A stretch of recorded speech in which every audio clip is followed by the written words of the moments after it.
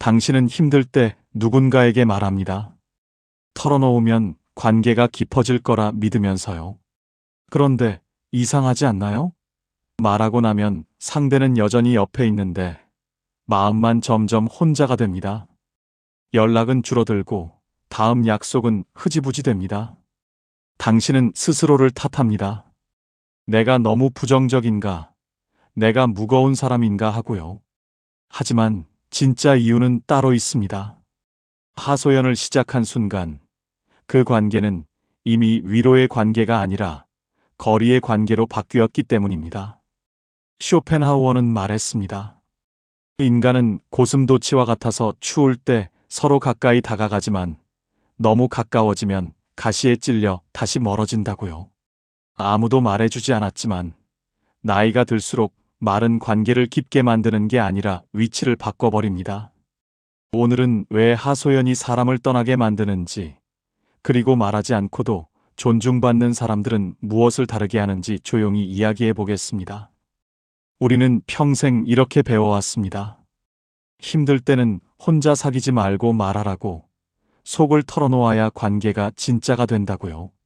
젊을 때는 그 말이 어느 정도 맞았습니다.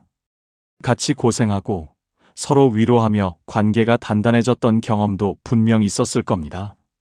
그런데 어느 순간부터 말해도 달라지지 않는 시점이 옵니다. 오히려 말하고 나면 묘하게 연락이 뜸해지고 다음 약속은 자연스럽게 사라집니다. 쇼펜하우어는 인간관계를 고슴도치의 딜레마로 설명했습니다. 추운 겨울 고슴도치들은 서로의 체온을 나누기 위해 가까이 다가가지만 너무 가까워지면 서로의 가시에 찔립니다.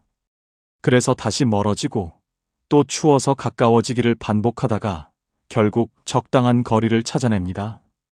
인간도 마찬가지입니다.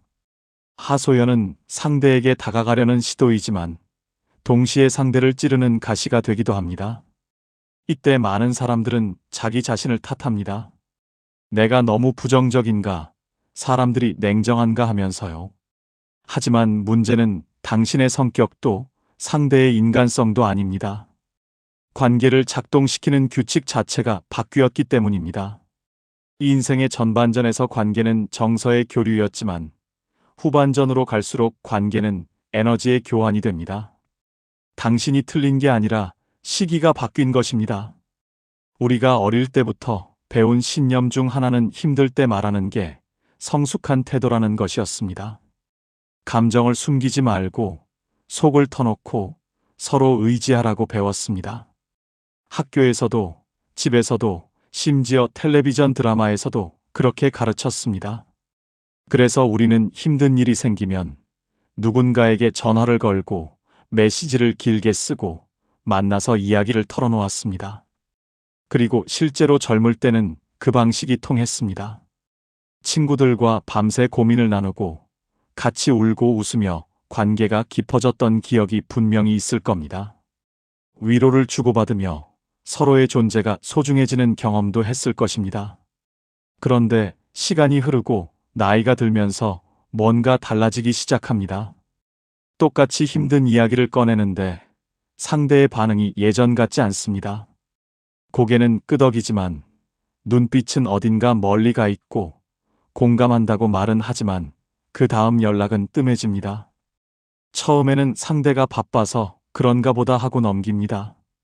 하지만 이런 일이 반복되면 의심이 들기 시작합니다. 내가 너무 무거운 사람인가? 내가 관계를 망치는 건가 하는 생각이 스멀스멀 올라옵니다. 쇼펜하우어는 인간의 본질을 의지라고 보았습니다. 우리는 끊임없이 무언가를 원하고 그 욕망이 채워지지 않으면 고통을 느낍니다. 하소연은 바로 이 고통을 덜어내려는 의지의 표현입니다. 우리는 말함으로써 고통을 나누고 위로받고 인정받고 싶어 합니다. 하지만 쇼펜하우어는 또한 이렇게 말했습니다. 인간은 본질적으로 이기적이며 타인의 고통보다 자신의 안녕을 먼저 생각한다고요. 그래서 당신의 하소연을 듣는 상대는 겉으로는 공감하지만 내면에서는 자기 자신을 보호하려는 본능이 작동합니다. 여기서 중요한 건 이 변화가 누구의 잘못도 아니라는 사실입니다. 당신이 너무 부정적이어서도 아니고 상대가 냉정해져서도 아닙니다. 단지 관계가 작동하는 방식 자체가 나이에 따라 바뀌었을 뿐입니다. 젊을 때 관계는 감정을 나누는 공간이었습니다. 서로의 마음을 확인하고 함께 느끼고 같이 성장하는 것이 관계의 목적이었습니다. 하지만 중년 이후의 관계는 조금 다릅니다. 이제 사람들은 감정의 교류보다 에너지의 균형을 더 중요하게 봅니다. 만나고 나서 기분이 나아지는지 아니면 더 무거워지는지가 그 관계의 지속 여부를 결정합니다. 이것은 냉정한 계산이 아니라 생존을 위한 본능입니다. 나이가 들수록 사람은 자기 에너지를 지켜야 살아남을 수 있다는 걸 본능적으로 압니다. 그래서 자신을 소진시키는 관계에서는 자연스럽게 물러나게 됩니다. 당신이 틀린 게 아니라 시기가 바뀐 것입니다. 이 변화를 이해하는 것이 새로운 관계 방식을 찾는 첫걸음입니다. 우리는 왜 굳이 말하지 않아도 될 이야기를 입 밖으로 꺼내게 될까요? 그 이유는 생각보다 단순합니다. 문제를 해결하고 싶어서가 아니라 누군가 알아주길 바라기 때문입니다. 내가 얼마나 힘든지, 내가 얼마나 애쓰고 있는지, 그걸 누군가 알아봐 주길 간절히 원하는 겁니다. 마음 한구석에는 아직도 누군가 내 머리를 쓰다듬으며 괜찮다고 말해주길 기다리는 어린아이가 살고 있습니다. 나이는 들었고 책임은 무거워졌지만 그 안쪽 깊은 곳에서는 여전히 위로받고 싶고 인정받고 싶고 안아주길 바라는 마음이 꿈틀거립니다. 쇼펜하우어는 인간의 삶을 끊임없는 욕망과 고통의 순환으로 보았습니다. 우리는 무언가를 원하고 그것이 이루어지지 않으면 고통스러워하고 이루어지면 잠시 만족했다가 곧 새로운 욕망이 생겨납니다. 하소연 속에 숨은 진짜 욕망은 이해받고 싶다는 것입니다. 내 고통을 누군가 알아주고 내 힘듦을 인정해주고 나를 위로해주길 바라는 마음입니다. 하지만 쇼펜하우어는 이렇게도 말했습니다. 타인은 결코 우리의 고통을 온전히 이해할 수 없다고요. 왜냐하면 각자의 의지는 독립적이고 모든 인간은 근본적으로 고독하기 때문입니다. 그래서 힘든 일이 생기면 우리는 전화기를 듭니다. 카톡을 열고 긴 메시지를 씁니다. 만나서 이야기를 시작하면 멈추지 못하고 쏟아냅니다. 그 순간만큼은 정말 편해집니다. 말로 내보내면 무게가 줄어드는 것 같고 누군가 들어주면 혼자가 아닌 것 같습니다. 하지만 그 대가는 생각보다 큽니다. 말을 쏟아낸 다음 날 문득 후회가 밀려옵니다. 내가 너무 많이 말한 건 아닌가, 상대가 부담스러워하진 않았을까 하는 불안이 스멀스멀 올라옵니다. 그리고 실제로 상대는 조금씩 거리를 둡니다. 바로 연락을 끊는 건 아니지만 예전만큼 자주 먼저 연락하지 않습니다. 약속을 잡을 때도 조금 더 신중해집니다. 여기서 중요한 건 하소연 자체가 나쁘다는 게 아닙니다. 하소연은 약해서 나오는 행동이 아니라 외로움에서 나오는 신호입니다.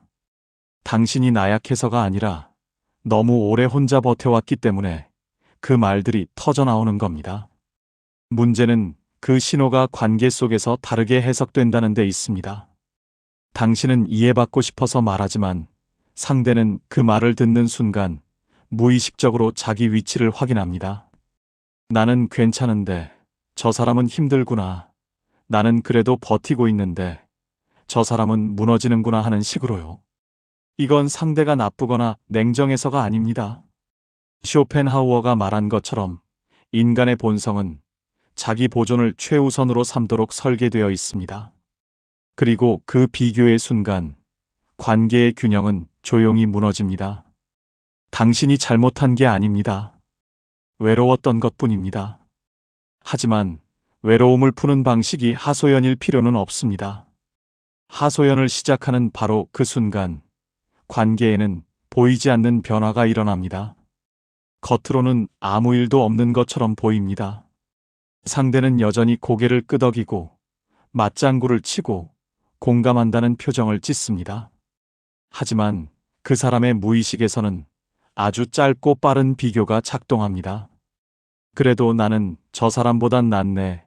나는 저렇게까지 힘들진 않네. 나는 아직 괜찮네 하는 생각이 0.1초 만에 스쳐 지나갑니다. 이 생각은 의도한 것도 아니고 악의가 있는 것도 아닙니다. 그냥 인간의 뇌가 작동하는 방식입니다. 쇼펜하우어는 인간을 이기심의 화신이라고 표현했습니다. 우리는 타인의 고통에 공감할 수 있지만 그 공감은 언제나 자기 자신과의 비교를 통해 이루어집니다. 누군가의 불행한 이야기를 들을 때 우리는 동정심을 느끼지만 동시에 자신은 그보다 나은 처지라는 사실에서 은밀한 위안을 얻습니다. 쇼펜하우어는 이를 샤덴프로이데, 즉 타인의 불행에서 느끼는 기쁨이라고 불렀습니다. 이것은 도덕적으로 부끄러운 감정이지만 인간 본성에 깊이 뿌리내린 본능입니다. 문제는 그 순간부터 당신의 위치가 바뀐다는 겁니다. 이제 당신은 더 이상 동등한 관계의 친구가 아닙니다. 조금 더 힘든 사람, 조금 더 불안한 사람, 조금 더 아래에 있는 사람으로 무의식에 분류됩니다. 상대는 여전히 친절하고 예의 바르고 당신을 배려합니다. 하지만 그 배려 안에는 이미 미묘한 거리가 생겨납니다. 예전처럼 편하게 농담을 주고받지 않고 조심스럽게 말을 고르고 약속을 잡을 때도 한 박자 늦게 답장을 보냅니다. 이 변화는 너무 작아서 당신은 눈치채지 못합니다. 그냥 뭔가 예전 같지 않다는 느낌만 희미하게 남을 뿐입니다. 쇼펜하우어는 또한 연민에 대해 이야기했습니다. 진정한 연민은 타인의 고통을 자신의 것처럼 느끼는 것이지만 대부분의 경우 우리의 연민은 피상적입니다. 우리는 타인의 고통을 듣고 순간적으로 안타까워하지만 그 감정은 오래가지 않습니다. 오히려 그 고통이 반복되면 피로감을 느끼고 자신을 보호하기 위해 거리를 둡니다. 이것은 냉정함이 아니라 생존 본능입니다. 그리고 시간이 지나면서 이 거리는 점점 벌어집니다. 상대는 당신을 피하는 게 아니라 그냥 자연스럽게 연락이 줄어듭니다. 당신과 만나고 나면 기분이 무거워지니까 본능적으로 그 만남을 피하게 되는 겁니다. 당신은 여전히 그 사람을 소중하게 생각하고 예전처럼 가까운 사이라고 믿습니다. 하지만 상대의 마음속에서 당신의 위치는 이미 달라져 있습니다. 이 간극이 커질수록 관계는 멀어지고 결국 자연스럽게 끝납니다. 누구의 잘못도 아닙니다. 단지 하소연이 시작된 그 순간 관계의 균형이 무너졌을 뿐입니다. 이 사실을 아는 것만으로도 당신은 이제 다르게 행동할 수 있습니다. 젊을 때 관계는 마음을 나누는 공간이었습니다. 서로의 감정을 확인하고 함께 느끼고 같이 울고 웃으며 관계가 깊어졌습니다. 그때는 시간이 많았고 에너지도 넘쳤고 무엇보다 앞으로 나아갈 길이 길었습니다. 그래서 누군가와 밤새 이야기를 나누고 같이 고민하고 서로를 위로하는 것이 관계를 단단하게 만드는 방법이었습니다. 하지만 나이가 들면서 이 방식은 더 이상 작동하지 않습니다. 이제 사람들은 감정보다 에너지를 봅니다. 쇼펜하우어는 삶의 의지가 유한한 에너지로 작동한다고 보았습니다. 우리는 제한된 생명력을 가지고 있고 나이가 들수록 그 에너지는 줄어듭니다. 그래서 중년 이후에는 자기 에너지를 어디에 쓸 것인가가 삶의 중요한 선택이 됩니다. 쇼펜하우어는 이렇게 말했습니다. 현명한 사람은 자신의 에너지를 쓸데없는 곳에 낭비하지 않고 진정으로 가치 있는 것에 집중한다고요. 중년 이후 관계도 마찬가지입니다. 사람들은 이제 본능적으로 자기 에너지를 지키려 합니다. 당신을 만나고 돌아온 뒤 상대의 하루가 가벼워졌는지 아니면 무거워졌는지가 그 관계의 지속 여부를 결정합니다. 중년 이후의 관계는 정서 교류가 아니라 에너지 교환입니다. 사람들은 만나고 난 뒤 자기 기분을 확인합니다. 기분이 좋아졌다면 그 사람을 다시 만나고 싶어 하고 무거워졌다면 자연스럽게 거리를 둡니다. 이건 계산적이어서가 아니라 살아남기 위한 본능입니다. 나이가 들수록 체력도 줄고 시간도 부족하고 감당해야 할 일도 많아집니다. 그래서 자기 에너지를 소진시키는 관계는 본능적으로 피하게 됩니다. 쇼펜하우어는 고독의 가치를 강조했습니다. 그는 평범한 사람들은 고독을 두려워하지만 지혜로운 사람은 고독을 선택한다고 말했습니다. 왜냐하면 대부분의 인간관계는 우리에게 진정한 만족을 주기보다 에너지를 소모시키기 때문입니다. 특히 하소연으로 가득한 관계는 서로를 더 깊은 수렁으로 끌어내립니다. 하소연을 자주 하는 사람 곁에는 비슷한 사람들만 남습니다. 서로 위로는 하지만 아무도 앞으로 나아가지 못합니다. 같이 힘들다고 말하고, 같이 한숨 쉬고, 같이 세상을 탓하며 시간을 보냅니다. 그 순간은 위안이 되지만 장기적으로는 서로를 더 깊은 무기력 속으로 끌어당깁니다. 반면 말수가 적고 자기 이야기를 쉽게 꺼내지 않는 사람 곁에는 다른 종류의 사람들이 모입니다. 기회를 이야기하고 가능성을 보고 앞으로 나아가려는 사람들이 자연스럽게 가까워집니다. 이 차이가 인생의 후반전을 완전히 다르게 만듭니다. 당신이 어떤 사람 곁에 있느냐가 당신의 미래를 결정합니다. 그리고 사람들이 당신 곁에 남을지 떠날지는 당신이 그들에게 어떤 에너지를 주느냐에 달려 있습니다. 쇼펜하우어의 통찰처럼 우리는 제한된 에너지를 가진 존재이고 그 에너지를 어디에 쓸지 선택해야 합니다. 존중받는 사람들을 자세히 관찰해보면 한 가지 공통점이 있습니다.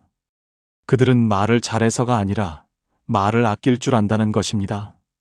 모든 상황을 설명하지 않고 모든 감정을 공개하지 않으며 자기 삶의 세세한 부분까지 남에게 보여주지 않습니다. 그 대신 여백을 남깁니다. 이 여백은 상대가 함부로 판단하지 못하게 만들고 자연스러운 무게감을 형성합니다. 쇼펜하우어는 지혜로운 사람의 특징으로 침묵을 꼽았습니다. 그는 말이 많은 사람은 생각이 얕고 진정으로 깊이 있는 사람은 말을 아낀다고 했습니다. 왜냐하면 진리는 쉽게 말로 표현될 수 없고 깊은 통찰은 침묵 속에서만 전달되기 때문입니다. 쇼펜하우어는 또한 이렇게 말했습니다. 평범한 사람들은 시간을 어떻게 보낼까 고민하지만 지혜로운 사람은 시간을 어떻게 지킬까 고민한다고요. 말을 아끼는 것도 마찬가지입니다. 자기 내면을 함부로 드러내지 않는 것은 자신을 지키는 행위입니다. 말이 적은 사람은 쉽게 잊히지 않습니다. 해석의 여지가 남기 때문입니다. 그 사람들은 그 사람에 대해 이야기할 때 조심스럽게 말을 고르고 함부로 평가하지 않습니다. 반대로 모든 걸 말해버린 사람은 더 이상 궁금할 것이 없습니다. 그 사람의 고민도 약점도 불안도 다 알기 때문에 더 이상 신비로울 것이 없고 존중할 이유도 줄어듭니다. 이건 불공평해 보이지만 인간 심리의 작동 방식입니다. 우리는 알 수 없는 것에 끌리고 다 알고 나면 흥미를 잃습니다. 침묵은 숨김이 아닙니다. 자기 관리입니다. 쇼펜하우어는 자기 절제를 최고의 미덕으로 꼽았습니다. 욕망을 절제하고 감정을 다스리고 말을 아끼는 것이 진정한 자유로 가는 길이라고 했습니다.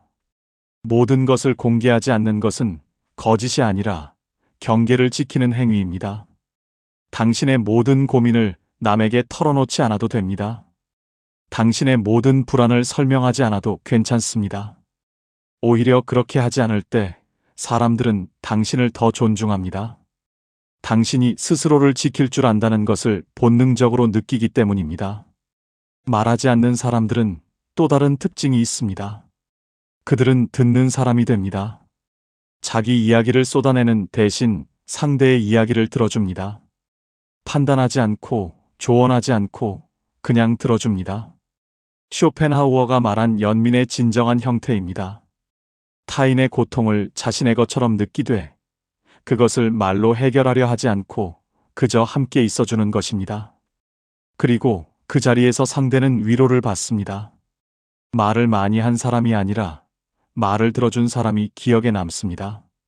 결국 관계에서 힘을 가진 사람은 말을 많이 하는 사람이 아니라 말을 아끼고 듣고 여백을 남기는 사람입니다.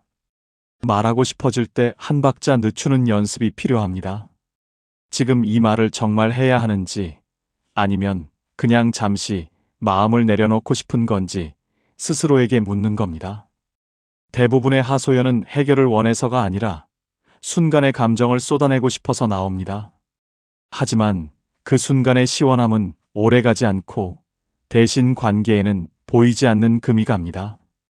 그러니 말하기 전에 잠시 멈추세요.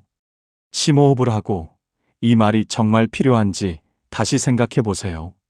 쇼펜하우어는 욕망의 절제를 통해 고통에서 벗어날 수 있다고 가르쳤습니다. 하소연하고 싶은 욕구도 하나의 욕망입니다. 인정받고 싶고 위로받고 싶고 이해받고 싶은 욕망입니다. 하지만 이 욕망이 채워진다고 해서 진정한 평화가 오는 건 아닙니다. 오히려 그 욕망을 내려놓을 때 마음이 편해집니다. 쇼펜하우어는 진정한 지혜는 원하지 않는 것을 배우는 데 있다고 했습니다. 위로를 구하지 않고 인정을 바라지 않고 설명하지 않아도 괜찮다는 것을 받아들이는 것입니다. 모든 감정은 표현해야 사라지는 게 아닙니다. 오히려 정리해야 가벼워집니다. 감정을 밖으로 쏟아내는 대신 안에서 천천히 들여다보는 연습을 해보세요. 지금 내가 왜 이렇게 힘든지, 이 감정의 뿌리는 무엇인지, 정말 원하는 건 무엇인지 스스로에게 물어보세요. 쇼펜하우어는 자기 인식을 강조했습니다. 자신의 욕망과 고통을 정확히 들여다볼 때 우리는 그것에 휘둘리지 않고 다스릴 수 있다고 했습니다. 그 과정에서 감정은 정리되고 마음은 차분해집니다. 그리고 그렇게 정리된 마음으로 사람을 만나면 관계는 무겁지 않습니다. 하소연을 줄이면 관계의 위치가 바뀝니다. 설명하지 않아도 존중받기 시작합니다. 그 사람들은 당신이 스스로를 지킬 줄 안다는 것을 본능적으로 느끼고 그런 당신을 함부로 대하지 않습니다. 존중은 요구하는 것이 아니라 태도에서 만들어집니다. 쇼펜하우어는 품위에 대해 이야기했습니다. 진정한 품위는 겉으로 드러나는 화려함이 아니라 자기 절제와 침묵에서 나온다고 했습니다. 당신이 당신 자신을 어떻게 대하느냐가 다른 사람들이 당신을 대하는 방식을 결정합니다. 이것은 억지로 참으라는 이야기가 아닙니다. 감정을 무시하라는 것도 아닙니다. 단지 감정을 다루는 방식을 바꾸라는 겁니다. 감정을 밖으로 쏟아내는 대신 안에서 정리하고 하소연 대신 침묵을 선택하고 설명 대신 여백을 남기는 연습을 하는 겁니다. 쇼펜하우어는 이렇게 말했습니다. 행복은 우리가 무엇을 가졌느냐가 아니라 우리가 무엇에 만족하느냐에 달려 있다고요. 모든 것을 말하지 않아도, 모든 것을 이해받지 못해도 그것으로 충분하다는 것을 받아들일 때 우리는 자유로워집니다. 처음에는 어렵습니다. 말하고 싶은 욕구를 참는 것이 답답하게 느껴질 수도 있습니다. 하지만 시간이 지나면서 이 방식이 오히려 더 편하다는 걸 알게 됩니다. 말을 아낄수록 마음이 가벼워지고 관계는 깊어지고 존중은 커집니다. 말하지 않는다고 해서 당신이 차가워지는 건 아닙니다. 오히려 자신을 지키는 법을 배우는 것입니다. 쇼펜하우어가 말했듯이 진정한 지혜는 불필요한 욕망을 내려놓는 데 있습니다. 하소연을 멈춘 자리에서 당신의 진짜 무게가 생깁니다. 오늘부터 모든 이야기를 꺼내지 않아도 괜찮습니다. 당신의 인생은 설명해야 할 변명이 아니라 지켜야 할 가치이니까요. 지혜 소통은 이미 충분히 살아온 사람들이 이제는 조금 덜 말해도 되는 삶에 대해 함께 이야기하는 공간입니다. 오늘도 끝까지 함께 해주셔서 고맙습니다.